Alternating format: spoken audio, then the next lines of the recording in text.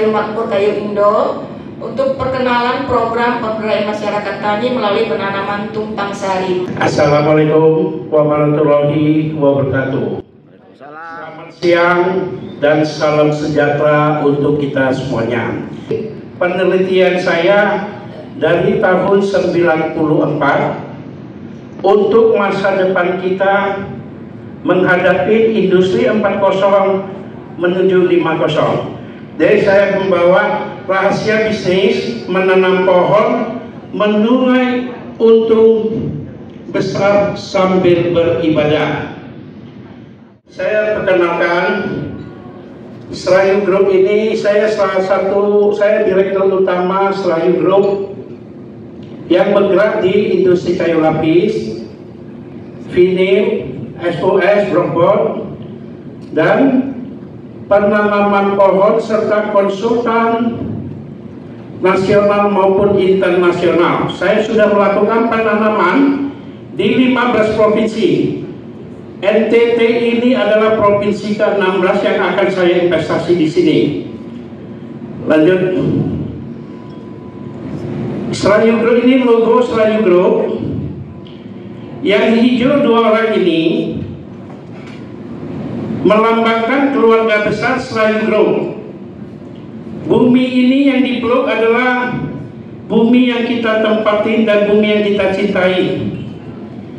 Di bawah pohon, di bawah pot itu ada pohon salah satu jenis jabon merah. Pot yang putih melambangkan dengan hati yang tulus. Jadi intinya keluarga besar Serayu Group melakukan penyelamatan bumi kita ini melalui penanaman pohon dengan hati yang tulus. Lanjut. Moto kita, kalau Anda membeli plywood dan hasil produksi lainnya dari Serayu Group, berarti Anda telah melakukan penyelamatan bumi kita melalui penanaman pohon oleh Serayu Group. Lanjut. Ini visi kita menjadi unit manajemen yang efektif dan rasional dalam memanfaatkan sumber daya alam semaksimal mungkin dengan memperhatikan segala aspek kelestarian produksi, aspek ekologi, dan aspek sosial. Manfaat penanaman pohonnya bisa mengatasi bencana, longsor, angin, penyerapan karbon yang sekarang kita hadapi adalah El Nino. Pohon yang kita tanam, hasil riset saya, dengan ketinggian 10 meter, diameter 15 cm, satu pohon bisa menyimpan 40 liter air per 24 jam. Jadi kalau Bapak Ibu KPH yang di dalam daerah yang kering, tanamlah pohon sebanyak mungkin. Kedepannya pasti tidak akan kekurangan air. Silakan. Kalau kita bisa mencapai ini saya bilang tadi, ini adalah ibadah yang paling nyata. Kita khawatir di masa-masa akan datang, kalau kekurangan air akan menghambat produksi pangan. Saya dari tahun 2000 sudah menyampaikan, ini kita memasuki El Nino belum apa-apa, karena Indonesia terletak di khatulistiwa. Ada dua bencana. Daerah yang kering tidak ada air. Daerah yang basah turun hujan akan menghadapi bencana longsor, banjir, dan lain sebagainya di bulan-bulan November, Desember. Jadi Bapak Ibu, kita harus menanam pohon, masa depan kita, anak cucu kita. Jangan korupsi. Mohon maaf, kalau kita tanam pohon, kira-kira kalau kita mau 100 M 7 tahun ke depan, kita tanam pohon, harus dilakukan tumpang sari. Tumpang sari ini adalah untuk pangan, palawija. Tentunya tidak semena-mena kita bilang mau tanam jagung semua. Tidak bisa. Tentunya kita harus melihat ketinggian tanah di atas permukaan laut berapa tinggi.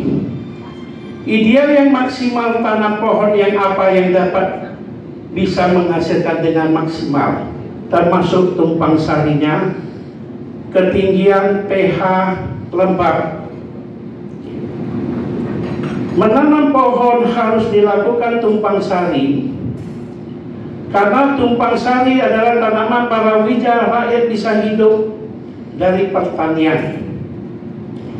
Supaya pohon ini, kita kalau menanam pohon tidak boleh slow, tidak boleh lambat. Tentunya dilakukan tumpang sari, makanan palawija yang tidak terserap pada waktu musim hujan dia akan turun ke bawah. Disitulah memasuki tahun kedua, di bawahnya sudah banyak makanan. Menanam pohon dengan buah-buahan pun beda. Pada usia dini, ini pohon harus dipetik cabangnya, supaya makanan yang dia makan maju ke tinggi dan gemuk. Inilah yang bisa menghasilkan yang maksimal. Kita akan investasi di NTT dengan program pertama di Indonesia dan internasional. Kami akan membangun, menanam pohon, tumpang sari pangan, peternakan ikan air tawar, lele, gurami, nila, dan ikan air tawar lainnya. Yang kita perlukan nanti adalah airnya untuk penyiraman pohon, karena proteinnya sangat tinggi. Kedua, kami akan melakukan peternakan sapi, kambing, ayam bertelur, domba, dan lain sebagainya. Kotoran kita perlukan untuk membuang gasnya kotoran supaya tidak terinfeksi virus. Kami bikin untuk penerangan. Ampasnya ini untuk pemupukan pohon maupun tanaman palawija. Kemudian kita akan membuat lagi kebun buah-buahan, durian Mausangking, duri hitam, mangga Jepang yang nilainya 3-4 juta per kilo. Ini sangat mahal. Nanti Bapak Ibu bisa lihat di Google. Kemudian kita akan tanam apokat Vietnam yang rasa tembaga, beratnya 1 kilo, 1 buah 1-2 kilo, termasuk jambu lilin Bangkok. Kemudian tahapnya kita akan membuka industri kayu lapis dan wood pallet. Limbahnya itu kita kelola menjadi wood pallet sebagai pengganti batu bara di masa akan datang. Kami juga akan membuat perkebunan bunga yang nantinya akan kerjasama dengan Amsterdam. Kemudian kami akan mengelola juga jasa dan pariwisata. Jasa itu adalah penjualan karbon, baik dari tanaman bunga, kebun buah-buahan, kebun kayu. Pariwisata adalah yang bernuansa hutan, hotel yang bernuansa hutan alam. Kita akan bikin pusat penelitian khususnya untuk adik-adik anak-anak yang sekolah SD, SMP bisa belajar di penelitian untuk mengenal iklim, ketahanan pangan. Kita masih impor antara 50-60% pangan. Dengan program kita ini, kita memberikan secara cuma-cuma pohon, pangan, tumpang sari pangannya kita memberikan kepada rakyat supaya saling bersinergi.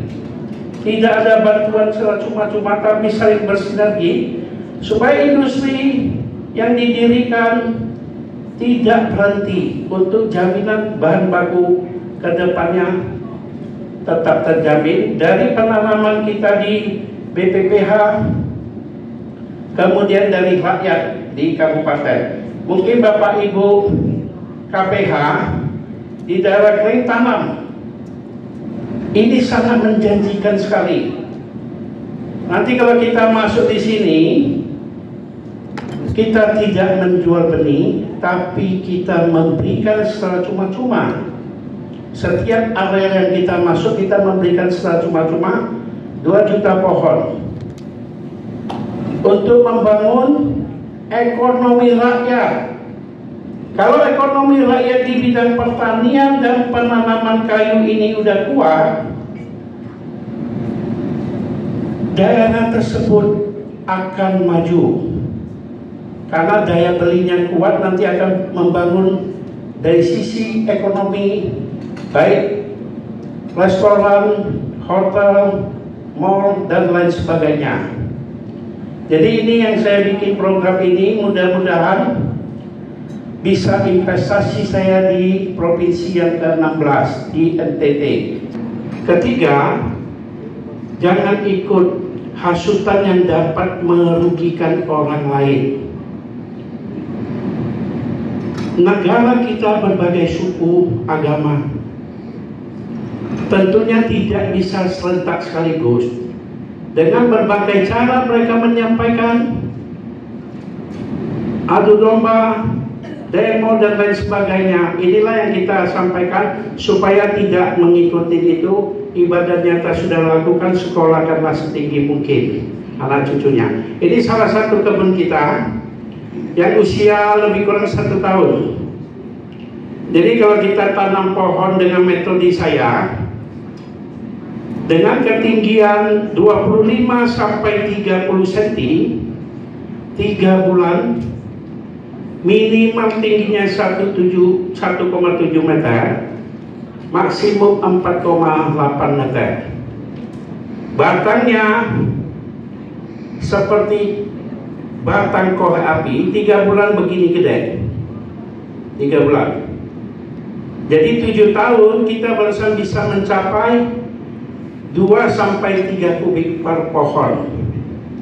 Jadi Bapak Ibu, krisis ekonomi melanda Indonesia dan dunia, kita masih dianugerahkan Tuhan iklim yang sangat bagus, tanah yang sangat luas, tanah yang sangat subur, manusia begitu banyak, market di Indonesia sudah cukup.